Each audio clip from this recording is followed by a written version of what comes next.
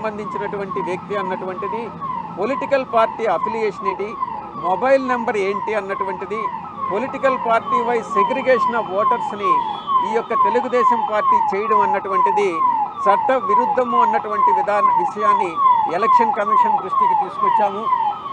ఇక voter data ఒక న్యూయార్క్లో ఉన్నటువంటి, అమెరికాలో ఉన్నటువంటి న్యూయార్క్లో ఒక న్యూయార్క్ పట్టణంలో ఈ యొక్క డేటా అంతా ఈ యొక్క సర్వర్లో స్టోర్ చేయడం అన్నటువంటిది, ఇదే విషయాన్ని గతంలో కూడా తెలుగుదేశం పార్టీ సేవామిత్ర పేరుతో ఈ రకమైనటువంటి డేటా కలెక్ట్ చేసినటువంటి విషయాన్ని గతంలోనే ఎలక్షన్ కమిషన్ దృష్టికి తీసుకొచ్చాం. దాని మీద ఎలక్షన్ కమిషను ఎఫ్ఐఆర్ని ఫైల్ చేయమని చెప్పి 174/2019లోనే ఒక ఎఫ్ఐఆర్ కూడా ఫైల్ చేయడం జరిగింది.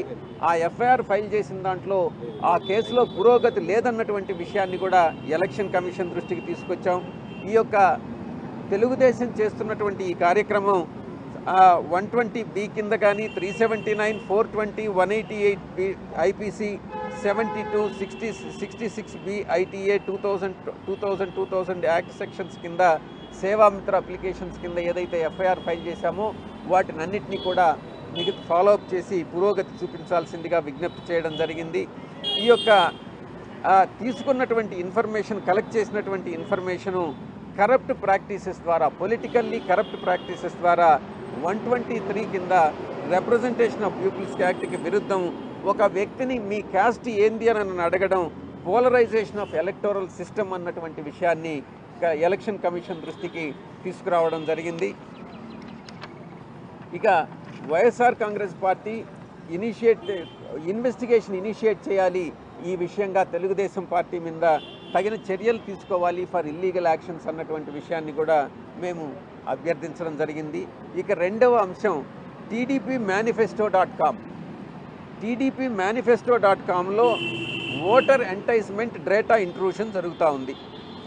ఓటర్ ఎంటైజ్మెంట్ ఎలా జరుగుతుంది అని అంటే TDP engaged in enticement of individual voters through web application TDPmanifesto.com in violation of 123 of Representation of Peoples Act. అంటే ఇండియన్ పీనల్ కోడ్లో 170 సెక్షన్ 170, సెక్షన్ 171B, 171C, 417, 419 అన్నిటినీ కూడా వైలేట్ చేస్తూ మోడల్ కోడ్ ఆఫ్ కండక్ట్కి వైలేషన్కి దారితీస్తుంది అన్నటువంటి అంశాన్ని మేము ఎలక్షన్ కమిషన్ దృష్టికి తీసుకురావడం జరిగింది. Intrusion of data and collection, election commission through TDP Telugu Desam party website ద్వారా, అప్లికేషన్ ద్వారా www.tdpmanifesto.comలో citizens houses in the guise of voters verification వీళ్ళు ఏం చేస్తున్నారని అంటే ప్రతి ఒక్క 30 మందికి ఒక తెలుగుదేశం వాళ్ళని ఒక ఏజెంట్ని అపాయింట్ చేయడం ప్రతి 30 హౌస్ హోల్డ్స్కి. ఈ డేటా ఏదైతే డాష్బోర్డ్లో ఏదైతే డేటా ఉందో ఎలక్షన్ కమిషన్ ఇచ్చినటువంటి డేటాని, ఇమేజ్ ఫార్మేట్లో ఇచ్చినటువంటి డేటాని దాన్ని ఎక్సెల్ ఫార్మేట్కి కన్వర్ట్ చేసి ఆ తర్వాత వీళ్ళు ఏదైతే ఒక 30 హౌస్ హోల్డ్స్కి ఒక వ్యక్తి ఉంటాడో ఆ వ్యక్తి ఆ 30 ఇళ్ళకి వెళ్ళి వాళ్ళ క్యాస్ట్ ఏంటి, వాళ్ళ పొలిటికల్ ఈక్వేషన్స్ ఏంది, వాళ్ళు ఏ రకమైనటువంటి బెనిఫిట్స్ తీసుకుంటున్నారు, వాళ్ళు ఏ కులానికి చెందిన వాళ్ళు, ఏ మతానికి చెందిన వాళ్ళు, ఇవంతా కూడా డేటా కలెక్ట్ చేయడం, ఇవన్నీ కూడా చట్ట విరుద్ధము అన్నటువంటి విషయాన్ని మేము తెలియజేయడం జరిగింది. ఇక ఆ డేటా అంతా కలెక్ట్ చేసినటువంటి డేటాని దీన్ని లండన్లో ఉన్నటువంటి ఒక సర్వర్లో, ఒకటి న్యూయార్క్లో ఉంటుంది. ఈ మేనిఫెస్టోకి సంబంధించినటువంటి ఈ యొక్క డేటా అంతా కూడా ఈ లండన్లో ఒక సర్వర్లో పొందుపరచడం జరిగింది. దానికి అదంతా తీసుకున్న డేటా అంతా కలెక్ట్ చేసుకున్న తర్వాత ఈ 30 ఇళ్లకు ఒక వ్యక్తిని ఎవరినైతే వీళ్ళు ఒక ఇంపర్సనేషన్ అంటారు దీన్ని, ఒక వ్యక్తిని అపాయింట్ చేసి అతను ఏదో ఒక గవర్నమెంట్ అఫీషియల్ లాగానో, ఒక ఎలక్షన్ కమిషన్ నియమించినటువంటి ఒక అఫీషియల్ లాగానో వెళ్ళి వాళ్ళ దగ్గర నుంచి ఇన్ఫర్మేషన్ అంతా కలెక్ట్ చేయడం అన్నటువంటిది చట్ట విరుద్ధం అన్నటువంటి విషయాన్ని తెలియజెప్పడం జరిగింది. ఈ ఇన్ఫర్మేషన్ అంతా కలెక్ట్ చేసిన తర్వాత మీకు సంవత్సరానికి, మీకు జూన్ 2024 నుంచి మీకు రాబోయేటటువంటి 5 సంవత్సరాల కాలంలో తెలుగుదేశం పార్టీ ఎటువంటి పథకాలను ఇస్తుంది, మొత్తం ఎంత లబ్ధి చేకూరుస్తుంది మీ ఫ్యామిలీకి అన్నటువంటి విషయాన్ని ఒక బాబు షూరిటీ, తెలుగుదేశం టీడీపీ బాబు షూరిటీ భవిష్యత్తుకు ఫ్యూచర్కి గ్యారంటీ కార్డ్ అన్నటువంటి ఒక కార్డుని ఇష్యూ చేయడం జరుగుతూ ఉంది. బాబు షూరిటీ భవిష్యత్ ఫ్యూచర్ గ్యారంటీ అనేటటువంటిది దానికి ఒక such promises particular announcement providing ఒక 2,40,000 ఫ్యామిలీస్కి impersonation and violation of electoral మొత్తం 2,40,000 ఫ్యామిలీస్కి సంబంధించినటువంటి డేటా మనం కలెక్ట్ చేసి వాళ్ళు చేసినటువంటి కలెక్ట్ చేసినటువంటి డేటా ఆధారాలతో సహా ఎలక్షన్ కమిషన్కి ఇవ్వడం జరిగింది.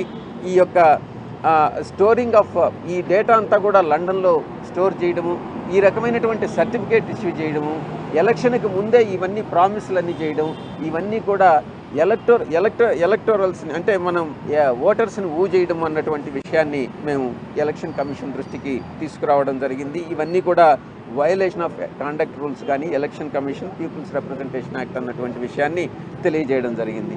ఇక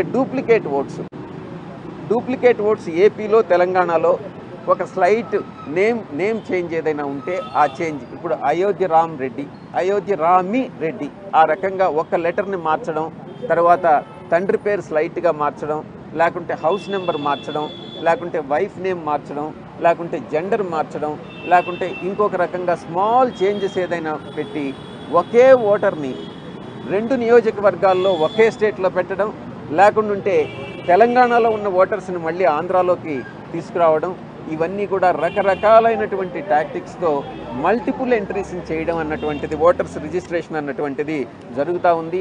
ఇది section 17-18 of the people's representation యాక్ట్కి వ్యతిరేకం అన్నటువంటి విషయాన్ని తెలియజేయడం జరుగుతూ ఉంది. మేము ఎలక్షన్ కమిషన్కి నివేదించడం జరిగింది.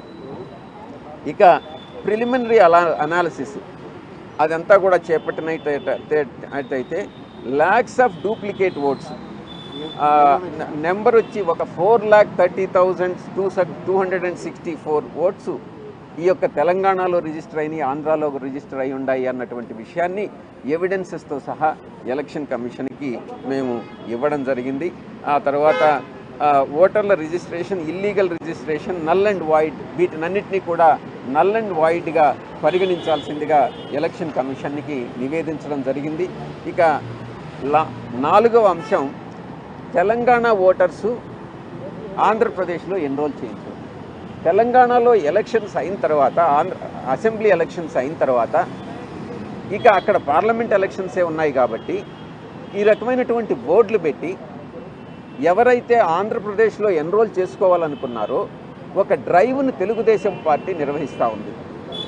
అంటే ఒక కులానికి వర్గానికి సంబంధించినటువంటి వాళ్ళను, ఆ తెలుగుదేశం పార్టీకి అనుకూలంగా ఉండేటటువంటి వాళ్ళను అక్కడ తెలంగాణలో వాళ్ళు ఓటర్స్ లిస్టులో నుంచి డిలీట్ చేయకుండానే ఆంధ్రప్రదేశ్లో వాళ్ళ ఓటర్లుగా రిజిస్టర్ చేసేటటువంటి కార్యక్రమాన్ని తెలుగుదేశం పార్టీ చేపడతా ఉంది.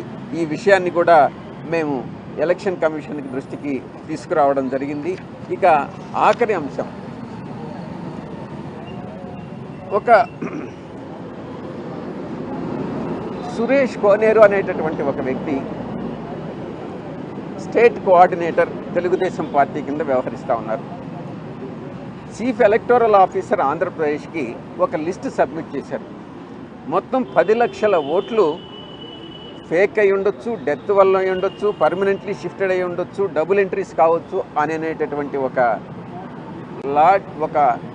బల్క్ కంప్లైంట్ అనేటటువంటి దాన్ని చీఫ్ ఎలక్టోరల్ ఆఫీసర్ ఈ కోనేరు సురేష్ సబ్మిట్ చేయడం జరిగింది. మేము ఒక్కటే ప్రశ్నిస్తున్నాం, 10 లక్షల మంది ఓటర్లు ఎవరైనా ఒక్కరిని ఆథరైజ్ చేసి మా ఓటర్లను వెరిఫై చేయండి, ఇవి బోగసా కాదా అన్నటువంటిది ఎవరైనా ఆథరైజ్ చేస్తారా, అటువంటిది చట్టబద్ధంగా అనుమతించవచ్చా అన్నటువంటిది విషయాన్ని పరిశీలించాల్సిందిగా మేము ఎలక్షన్ కమిషన్కి విజ్ఞప్తి చేయడం జరిగింది.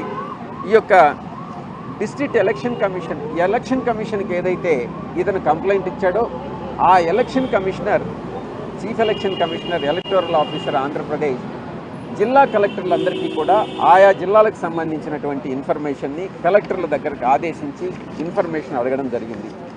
ఆ రిపోర్ట్స్ అన్నీ కూడా కలెక్టర్స్ ఎంతో సమయం వెచ్చించి ఆ సమయాన్నంతా వృధా చేసుకొని వాళ్ళందరూ కూడా ఏయో కొన్ని స్మాల్ ఏదో ఫాల్ట్స్ తప్ప, ఏదో 1% 2% తప్ప మిగతా అంతా కూడా కరెక్ట్గానే ఉన్నాయి. ఒకవేళ ఉంటే కూడా మ్యాక్సిమం 4% 5% ఎవరు చనిపోయినారు, ఎవరు పర్మనెంట్గా షిఫ్ట్ అయిపోయారు, ఎవరు ఏఐ డిలీట్ అయినాయి, టోటల్లో ఒక 10% కూడా 5 to 10% కూడా లేవు. మిగతా అన్నీ కూడా జెన్యూన్గా ఉన్నాయన్నటువంటి రిపోర్ట్స్ని ఆయా జిల్లా కలెక్టర్లు చీఫ్ ఎలక్టోరల్ ఆఫీసర్ ఆంధ్రప్రదేశ్కి సబ్మిట్ చేయడం జరిగింది. మేమంతా ఇది ఒక్కటే చెప్తా ఉన్నాం, ఈ రకంగా తెలుగుదేశం పార్టీ అధికార యంత్రాంగాన్ని బిజీగా ఏదైతే వాళ్ళు ప్రోడక్టివ్గా యూటిలైజ్ చేయాల్సినటువంటి సమయాన్నంతా కూడా ఈ రకంగా వేస్ట్ చేస్తూ ఫ్లిమ్సీ గ్రౌండ్స్ మీద ఫాల్స్ కంప్లైంట్లన్నీ ఇవ్వడం అన్నటువంటిది చట్ట వ్యతిరేకం. ఇది ప్రభుత్వాన్ని డిస్రెప్యూట్ చేసేటటువంటిది అన్న పద్ధతి, వైఎస్ఆర్ కాంగ్రెస్ పార్టీని డిస్రెప్యూట్ చేసేటటువంటి ఉద్దేశంతో ఇవన్నీ కూడా చేస్తున్నారు అన్నటువంటి విషయాన్ని మేము ఎలక్షన్ కమిషన్ దృష్టికి తీసుకురావడం జరిగింది. తెలుగుదేశం పార్టీ బూత్ లెవెల్ ఏజెంట్స్ని ఎవరైతే competent file 7 application form 7 application ఏదైతే రిప్రజెంటేషన్ యాక్ట్ ప్రకారం సబ్మిట్ చేసేటటువంటి అధికారం ఉంటుందో బల్క్ కంప్లైంట్స్ తీసుకోకుండా ఎవరు కంప్లైంట్ లాడ్జ్ చేయాలి అని అంటే ఎవరైతే బూత్ లెవెల్ ఏజెంట్ ఉంటాడో అతను మాత్రమే కంప్లైంట్ లాడ్జ్ చేయాలి. ఆ కంప్లైంట్ లాడ్జ్ చేసిన దాన్ని వెరిఫికేషన్ చేయాలి. మిగతా ఎవరిని ఇట్లాంటి సురేష్ కోనేరు లాంటి వ్యక్తుల్ని ఎంటర్టైన్ చేయకూడదు. అతను చేసినటువంటి చట్ట వ్యతిరేక కార్యక్రమాలకి అతని మీద అఫెన్స్ ఏదైతే ఉందో దాన్ని పనిష్ చేయాల్సిందిగా సురేష్ కోనేరుని చట్ట ప్రకారం బుక్ చేయాల్సిందిగా మేము ఎలక్షన్ కమిషన్కి నివేదించడం జరిగింది. ఈ 5 విషయాల మీద ఎలక్షన్ కమిషన్ పాజిటివ్గానే స్పందించడం జరిగింది అన్న విషయాన్ని మీ అందరికీ కూడా తెలియజేసుకుంటూ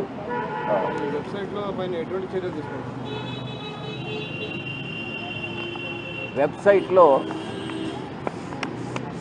బేసిక్గా వాళ్ళ దృష్టి అంతా కూడా ఒక పర్టికులర్ కుటుంబంలో ఉన్నటువంటి వ్యక్తులు, ఏ కులానికి చెందినటువంటి వాళ్ళు, ఏ మతానికి చెందినటువంటి వాళ్ళు, ఎక్కడైనా వాళ్ళకి వీళ్ళు మా తెలుగుదేశం పార్టీకి ఓటు వేయరు అని కానీ అనిపిస్తే ఆ కలెక్ట్ చేసినటువంటి ఇన్ఫర్మేషన్ అంతా కూడా, ఆ డేటానంతా కూడా ఈ మేనిఫెస్టో, ఈ డాష్ బోర్డు రెండింటినీ కూడా ఆ ఇన్ఫర్మేషన్ అంతా కూడా కంపైల్ చేసుకొని అసిమ్యులేట్ చేసుకొని తద్వారా వచ్చినటువంటి ఆ యొక్క డేటా ఏదైతే ఉందో దాని మీద డిలీషన్కి, బల్క్ డిలీషన్స్కి పెట్టాలన్నటువంటిది వాళ్ళ ఉద్దేశం. దీన్ని నివారించేదానికే మేము ఈరోజు తగు చర్యలు తీసుకోవాల్సిందిగా ఎలక్షన్ కమిషన్కి విజ్ఞప్తి. మేము ఐడెంటిఫై చేసింది ఇంతవరకు 4 lakhs and odd మేము ఐడెంటిఫై చేసి ఆధారాలతో కూడా ఎలక్షన్ కమిషన్కి సబ్మిట్ చేయాలి. 4,30,264